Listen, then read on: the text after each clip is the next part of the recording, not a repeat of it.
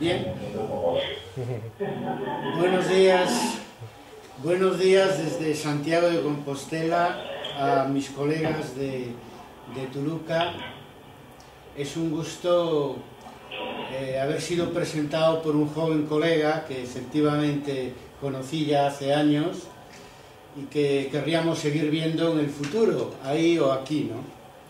Yo quería empezar mi conferencia por una nueva relación del historiador con sus fuentes, agradeciendo al Cuerpo Académico de Historia de la UAM la invitación a participar en vuestro congreso.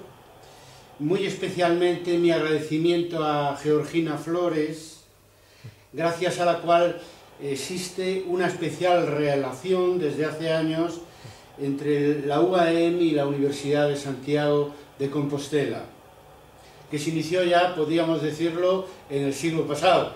Por lo tanto, dura por lo menos convencionalmente mucho tiempo y espero que mucho más hacia adelante, mucho más tiempo hacia adelante.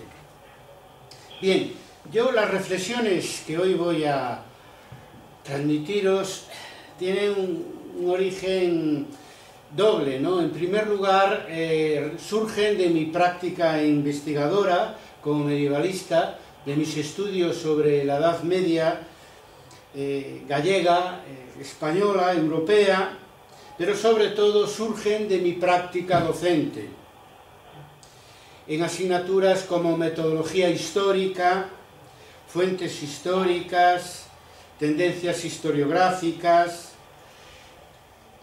Siempre he intentado, y aquí voy a reflejar o voy a exponer el resultado, que los alumnos fueran más allá de un concepto simple de historia, fueran más allá de hacer comentarios de texto, comentarios de libro para los profesores, quitándoles el miedo a trabajar con las fuentes, consiguiendo que pasasen del punto de vista del lector al punto de vista del autor, del punto de vista del estudiante de historia al punto de vista del historiador. Tránsito epistemológico, muy importante, sobre todo para los estudiantes avanzados, para los alumnos que en muy poco tiempo serán licenciados o graduados de historia, investigadores, profesores de historia.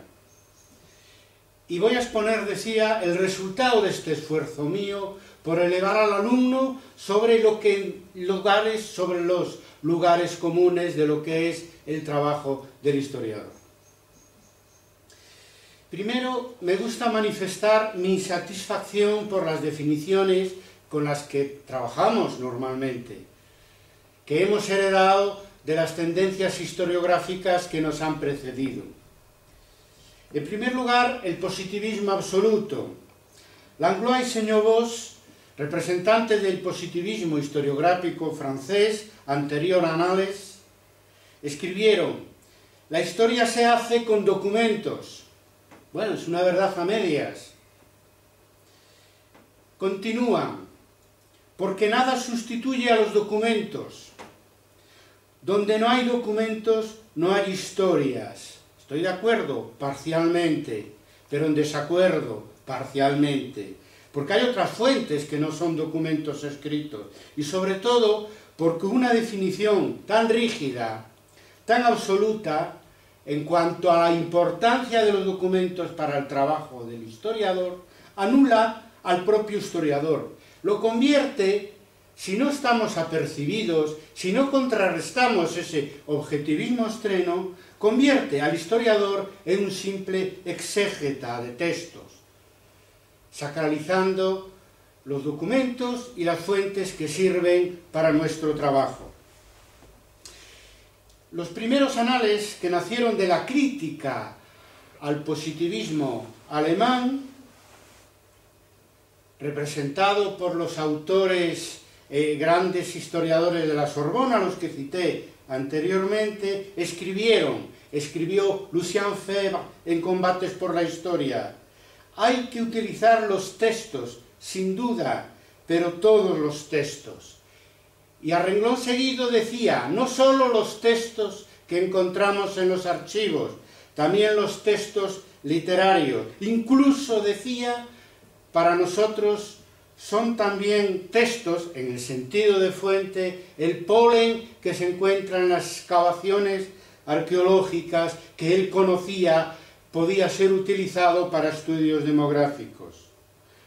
Nos congratulamos de esta definición de los primeros anales, de los fundadores de la Escuela de Anales, porque amplía el concepto de fuente histórica, del documento escrito, narrativo, a las fuentes literarias y otras fuentes históricas, pero no altera la relación marcada, sacralizada por el positivismo entre el historiador y las fuentes.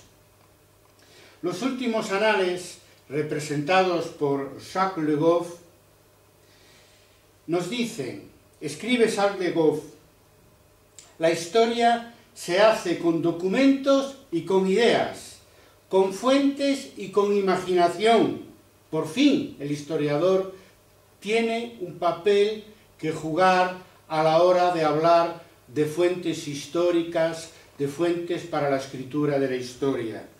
Nos alegramos de ello, pero todavía no estamos plenamente satisfechos, porque el papel que en la definición de Jacques Le Goff, la más avanzada que conocemos, pensando en las vanguardias historiográficas del siglo XX, todavía el papel del historiador es subalterno respecto a los documentos, complementario respecto a los documentos, subordinado, en definitiva, a las propias fuentes.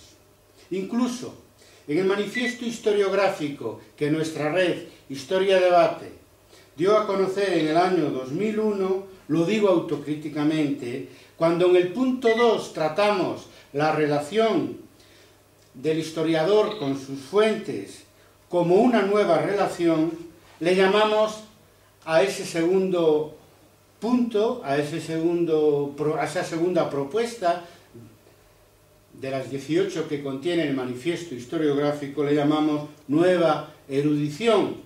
Después, al menos yo fui consciente de que craso error, porque la palabra erudición no se puede desconocer que se refiere a un saber documental y que la historia erudita en la práctica historiográfica es ya un sinónimo de la historia positivista decimonónica. Decía que estaba insatisfecho con estas definiciones de la relación del historiador con las fuentes que nos legó el positivismo, Anales, y podría citar también a la historiografía marxista en un sentido parecido, insatisfactorio, porque contradice la manera de trabajar que tenemos los historiadores.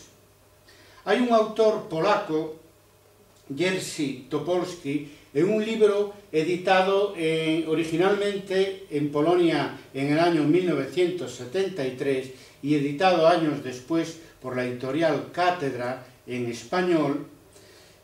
En el libro este, titulado Metodología de la Historia, Topolski muy inteligentemente estudia cómo trabaja realmente el historiador, separando el conocimiento no basado en fuentes del conocimiento basado en fuentes.